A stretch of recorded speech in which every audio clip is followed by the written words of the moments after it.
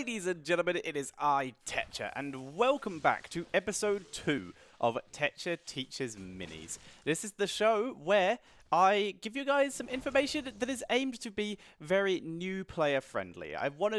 Heroes of the Storm is already one of the most overall inclusive MOBAs that there is, but I want to still put out the information out there to help newer players so that they understand how some mechanics work and understand how to work around them. Today, it is the new patch, it is the Alarak patch, and as such, Try Me Mode has given me a tool which I can seriously use to help people, because this is one of the biggest and still most common, even at levels of Diamond I have seen up to, mistake that people keep making, and that is how to manage killing a boss.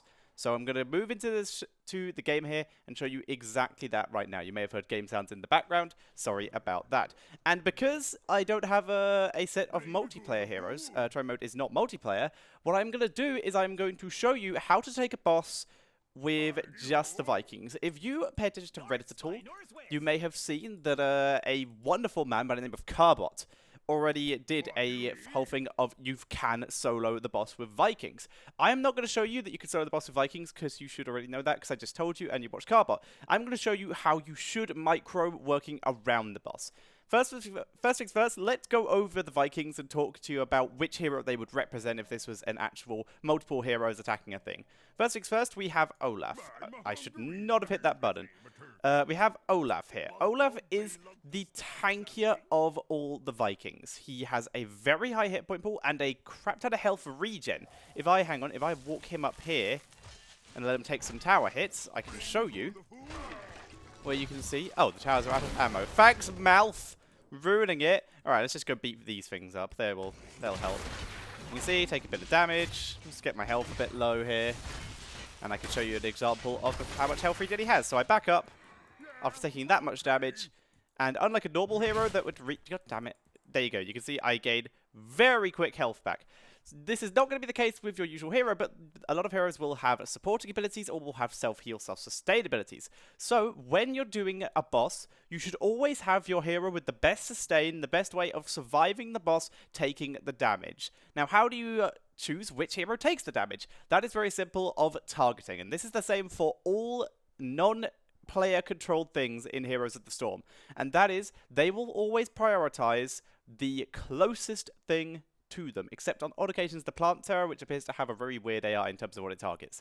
But say, for example, Eric was nearest to the boss when we were attacking, standing right next to it. The boss would be punching Eric. So Eric would need to be staying further back, because Eric is the squishier hero. Balog, also a squishier hero, so in theory you want Olaf to be on the boss at all times. So that's what we're going to do. We're going to show you how to micro around the boss. So let's select all, and get them all starting on that boss. So as you can see, moving in range here, Olaf taking the hits. When that circle comes up, hang on, I will pause this here. When that big purple circle comes up, that means that the boss is about to stun you. It could be red, it could be purple, depending on what settings you have on. But that big circle means the boss is about to stun you. Your job, it takes about 1 second for the boss to wind up while he is getting ready for his stun. It's just bang. That means you have 1 second to get out of it. When you see that circle, you can usually just step out of it on pretty much any hero as long as you're on the outer area of the boss's health of the boss, basically.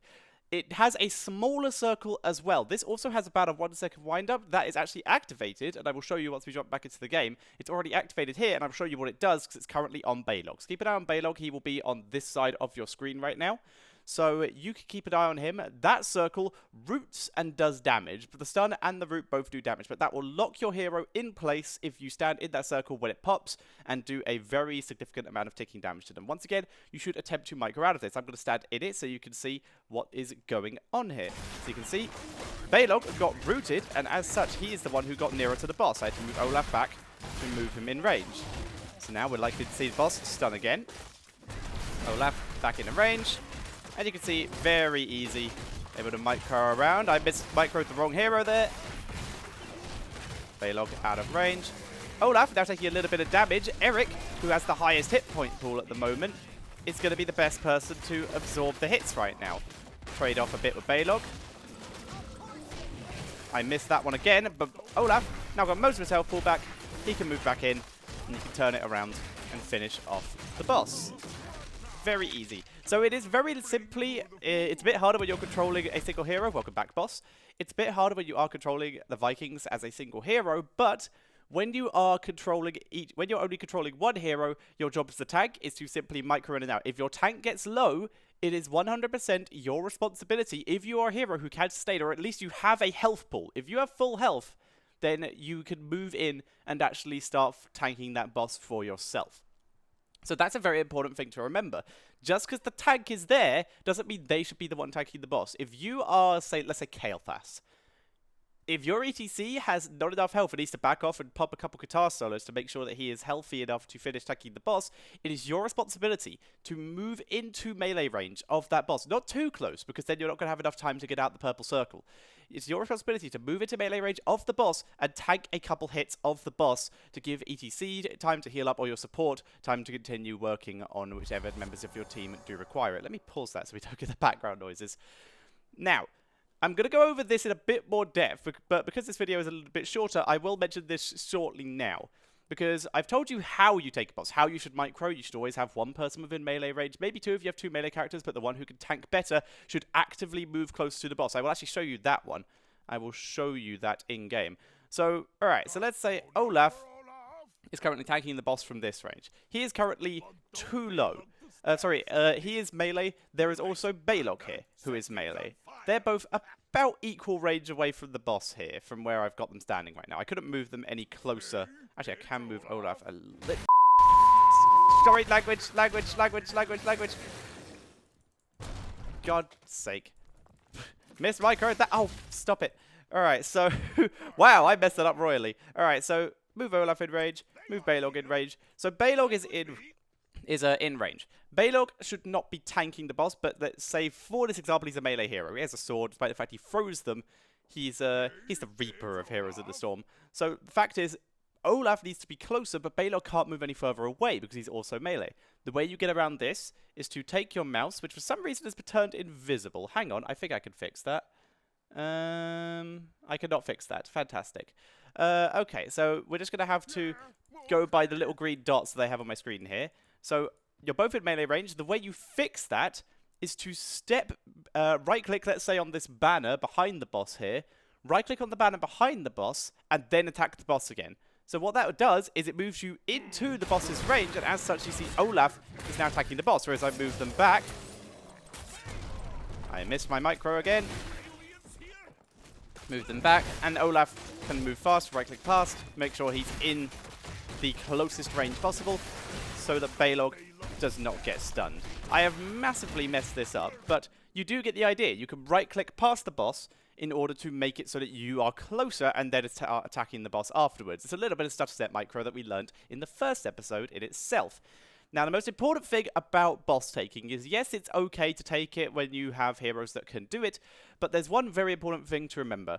The boss does an immense amount of damage and has a very high amount of CC. I'm going to go over this in a bit more depth in a future episode, but you should not take the boss when you have less heroes than your opponent, no idea where your enemies are, or equal heroes to your opponent where you know where most of them are and they're near you. Because basically, you should not take the boss at any point you don't have an advantage. Because at any point, the enemy team can come over, you've been weakened by the boss, and they will beat the crap out of you. In theory, they could stun you, like say ETC could just dash through and stun you inside the boss's stun circle while you're trying to step out of it. So that's a double stun you've been hit by and a huge amount of damage from the boss. This is what the majority of professional games that are thrown actually are caused by, especially back in 2015, where basically teams would try to take the boss and enemy teams would be able to contest it, sometimes with less heroes. That's how tough the boss is, and they'd be able to move in and actually beat the hell out of them and steal the boss for themselves and then end the game with it. The boss is a very scary, very difficult thing. It is a boss for a reason. Treat it as such, treat it as something that's going to take a commitment to do, and you don't want to be interrupted doing it. There is a thing you can do where basically if you have someone who is already tanking the boss and can deal with that, it might be better to position a hero further towards where the enemy is going to be coming from and use that as an early warning system to work out whether you should ditch the boss and leave it. Don't be afraid to ditch the boss and let it leash. If it leashes, it gains all of its health back again. So it doesn't. So the enemy would have to start it again if they wanted to. However, if the enemy interrupts it in between the time where you are running away from it and when it's leashed, that health will stay and they're able to finish it. So if you're running away, make sure you can still see the boss preferably, or make sure you're at least ready to turn around and re-engage onto the boss while the enemies are and do to the enemies what they were trying to do to you. So take into account how tough the boss is, especially on maps like Towers of Doom. The boss is immensely difficult on there, and it has slightly different mechanics, but the overall rule is don't stand in the circle. That's the very easy rule for bosses. So there you guys go. I hope you all enjoyed this little tutorial on how you should be taking bosses, what the overall trade-off is in when you should tank, when you shouldn't, when you should be taking the boss, when you shouldn't. Once again, there's going to be a whole other episode on when to take objectives, what times to do stuff, what timings to do stuff. I won't be able to do it in huge detail because it's supposed to be very beginner-friendly, but I will do the best I can. So everyone, once again, I hope you all enjoyed. If you think I missed anything, please leave it in the comments section below. I would like to give a huge thank you to everyone who gives so much promotion to the last video. I'm so happy you guys liked it. Like, oh my god, it blew up. I did not expect it. Also, created quite a bit of an argument as to what the hell it was called.